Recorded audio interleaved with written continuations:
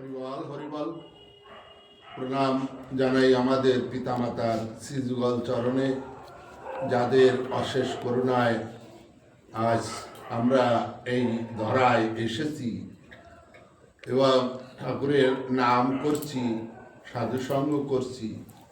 প্রণাম জানাই বাবা হরিচাঁদ শান্তি মাতা, বাবা গুরুচাঁদ মাতা সত্য আমার শ্রীযুগল চরণে। প্রণাম জানাই সকল গুরু গোসাইদের শ্রীযুগল চরণে। প্রণাম জানাই যেখানে যত হরিভক্ত আছেন এবং যানরা আমাদের এই ঠাকুরের গ্রন্থ পাঠ শুনছেন তানাদের শ্রীযুগল চরণে।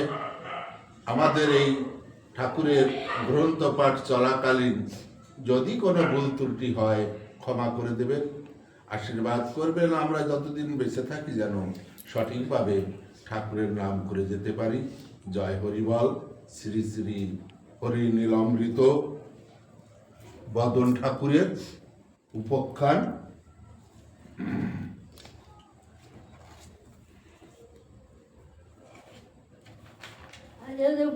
একশো 8 পৃষ্ঠা।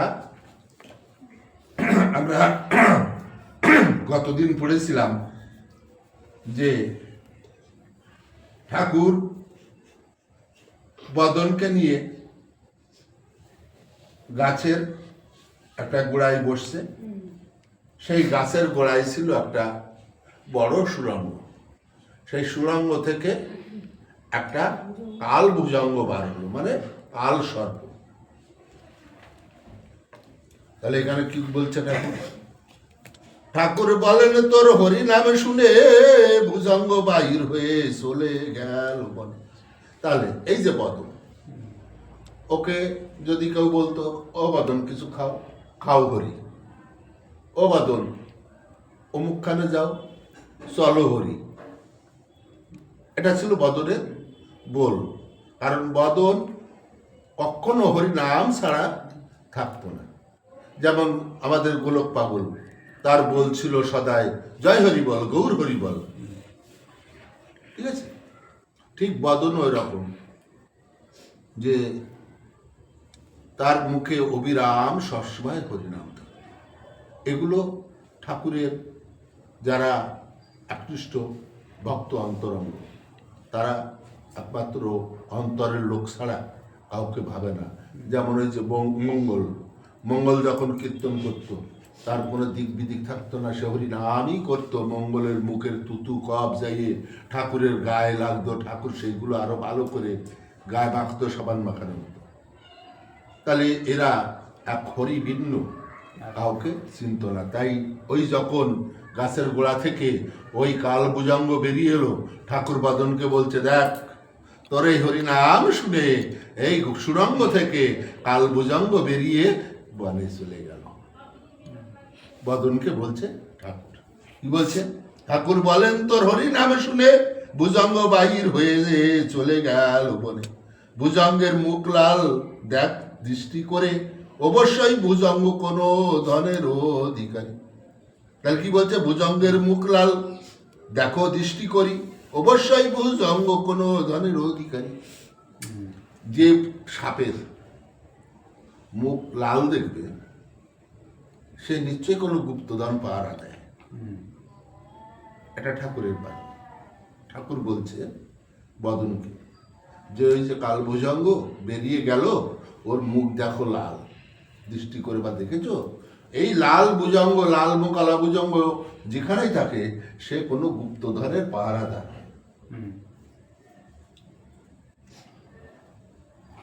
হরি বলো কইছে বদন, বলো হরি গর্তে হরি আসে কি হরিধন। দেখেছো কি বলছে? বলো হরি, হরি বলো কইছে বদন, বলো হরি গর্তে হরি আসে কি হরিধন। হরি ছাড়া একটা কথা আছে বদনের মুখে, আর আমরা কষ্ট হয়, লজ্জা পাই লোকের মধ্যে হরি বল কইতে। কষ্ট পাই না, লজ্জা পাই না, আমাকে সময় হয় না। আরে দেখো ওই যা কবে হরি বাদ দিয়ে কোনো কথা নাই।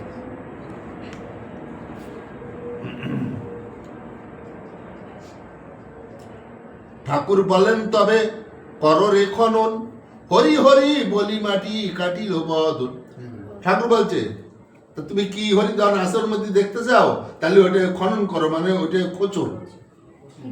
হ্যাঁ, হরি বলে দেখো ওর ভিতর কি ধন আছে।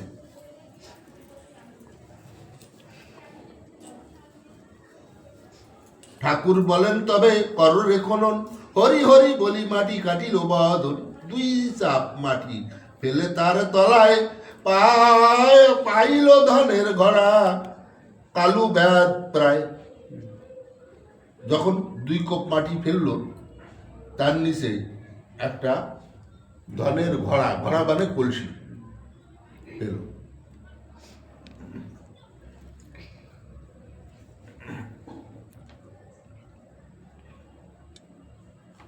ঠাকুর বলেন ধন আনরে বদন, এই ধন লয়ে গৃহে করো হে গমন, বহুদিন বেদনায় ভুগিলি বদন, করিতে না রিলি বাঁচায় অর্থ উপার্জন।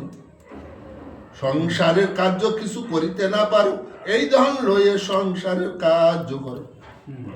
তাহলে ঠাকুর কি বলছে বদনকে, বদন ওই যে ধন ওটা তুমি নিয়ে আসো, তুমি বহুদিন রোগে ভুগেছো, সংসারের কোনো কার্য করতে পারোনি, সংসার আছে, তাহলে এই ধন নিয়ে তুমি ঘরে ফিরে যাও।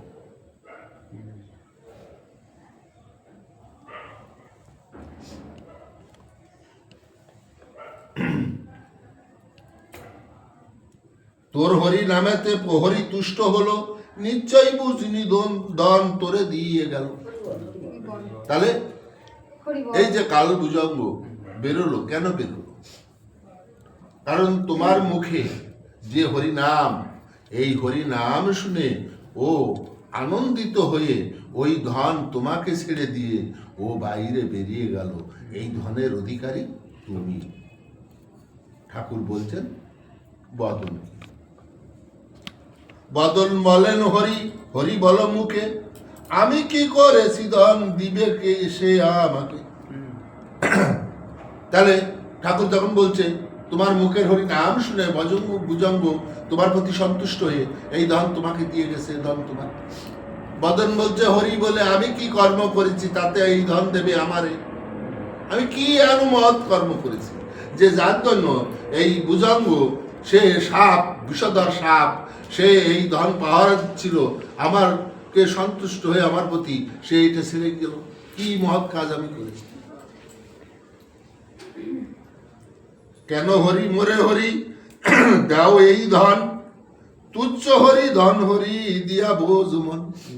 হরি তুমি কি বলে পরীক্ষা করো? হ্যাঁ, ওই ধন আমার কাছে তুচ্ছ, ওই ধন দিয়ে আমার তুমি বিদায় দিতে পারবা না, তুমি আমার পরীক্ষা করতেছ। হ্যাঁ, ওই যেমন দস্যু ব্রাহ্মণ দুটো খাওয়ার জন্য মালা ধরে টিকি রেখে তিলক কেটে বন্ড বৈষ্ণব সাজিল, আর লাস্টে কয় সেই মহারাজরে কয় যে তোমার এই ধন আমি আর খাইয়ে বুড়তি পারি নিয়ে, আমার আর দরকার নেই, যে তোমার তো তুমি নিয়ে যাও, যে ধন তুমি আমারে দিচ্ছ সেই ধনে আমি ধনী হয়ে থাকতে চাই। তাহলে এখানে কি বলছে, ওরি তুমি কি এই ধন দিয়ে আমার মন বুঝতে চাও? বদন বলছে, কি বলছে, কেন হরি মরে হরি দেও এই ধন, তুচ্ছ হরি ধন হরি দিয়া বোঝ মন। ওয়ে হরি ধনে হরি নাই প্রয়োজন, তুচ্ছ হরি ধনে হরি নাই লয় মন। ওয়ে হরি মানে ওর মুখে একমাত্র হরি, চালাও হরি, চলো হরি, খাও হরি, বসো হরি, স্নান করো হরি, সৌ হরি, যে কোনো কথার অগ্রে হরি উচ্চারণ আছে, তাই না? তাহলে কি বলছে, ওয়ে হরি ধনে হরি নাই প্রয়োজন, আমার ওই ধনে প্রয়োজন নেই, আমি ধন দিয়ে কি করব। তুচ্ছ হরি ধনে হরি নাই লয় মন, এই ধন আমার কাছে তুচ্ছ। তোমাকে যে তোমার যে ধন আমি পেয়েছি, তুমি যে ধন আমার কাছে, সেই ধন এই ধনের কাছে আমার কাছে তুচ্ছ। যেমন গুরুচাঁদ ঠাকুর বলেছিল যে এখানে এসে আমি যে ধন পেয়েছি সে ধন আমার কাছে ছাই সমান। ছাই মানে কিছু পোড়াই দিলে যেমন ছাই হয়ে যায়, সেই সমান। কারণ গুরুচাঁদ ঠাকুর ধন দিতে আইছিল, কিন্তু যে দিতে আসে সে নিতেও আসে, কিন্তু দিয়ে গেছেন। কিন্তু যে ধন উনি চাইছিলেন আমাদের কাছে, সে আমরা দিতে পারি নাই। তার জন্য উনি তার নিজের বক্ষে হাত রেখে, দেখবা গুরুচাঁদের ডান হাত বুকে দেওয়া আছে, দুঃখ নিয়ে উনি চলে গেছেন। তাহলে এখানে কি বলছেন? ওই হরি ধনে হরি নাহি প্রয়োজন, তুচ্ছ হরি ধনে হরি নাহি লয় মন। তোমার ওই ধনে আমার ওই মন লয় না। হরি লক্ষ্মী হরি নাক্ষী দৃষ্টি করে যারে, হরি বল হরি ধন থাকে তার ঘরে। আমি উদাহরণ দিয়ে কি করবো? কথাটা তার মানে পর্যায়ে বুঝেছ কিছু? কি বলছে? হরি লক্ষ্মী হরি নাক্ষী দৃষ্টি করে যারে, হরি বল ধন থাকে তার ঘরে। কথাটা মানে বোঝো? আমি তোমার ওই গুপ্ত ধন দিয়ে কি করব? যে হরি, যে লক্ষ্মী, যে নারায়ণ, যে লক্ষ্মী, যে আমার মাথায় হাত দিয়ে রেখেছে, তার ঘরে তো ধন আছেই। আমি আর ওই সরপদ দিয়া ধন দিয়ে আমি কি করব? আমি যদি বলতাম তো আগে আমার বাবা দাও, আমি নিয়ে ঘরে চলে যাই, 2 বিঘে জমি কিনি, 5টা বাড়ি করি, হ্যাঁ 2খান গাড়ি কিনি। এরা কিন্তু তা বলে নাই, এরা এই ধরনের তুচ্ছ করেছে। হরি বল বিমলা কমলা যার দাসী, হরি হরি বলো বিমলা কমলা যার দাসী, হরি বলো সেই পদ সেবিকা দিবানাসী, হরি বলো সেই দন বিরিঞ্চি বাঞ্ছিত, হরি বলো সেই দনে করোনা বঞ্চিত। কি বলছে?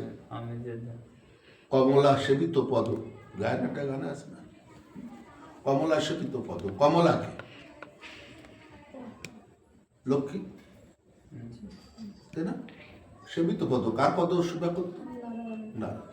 তাই বলছে বদন, এই কমলা সেবিত পদের থেকে আমাকে বঞ্চিত করো না।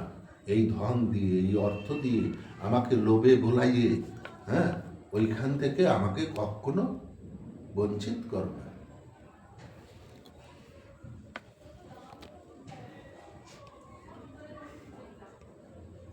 হরি বলো সেই দন করহ অর্পণ, হরি বলো সেই দন তব শিশর। তুমি যদি আমাকে ধন দাও, এই ধন দাও, কোন ধন? তব চরণ, আমি জানো জনমে জনমে তোমার ওই চরণে স্থান পাই। এটাই ছিল বদনের কামনা। একজন ভক্ত লোক, তার এটাই মনের ভাবনা, এটাই থাকা উচিত। কারণ মহৎ কাজ কাকে বলে?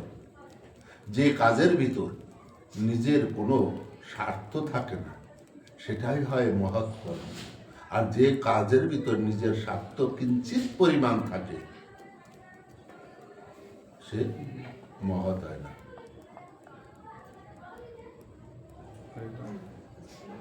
জয় হরি বল। আজকে এই বন্ধ থাক।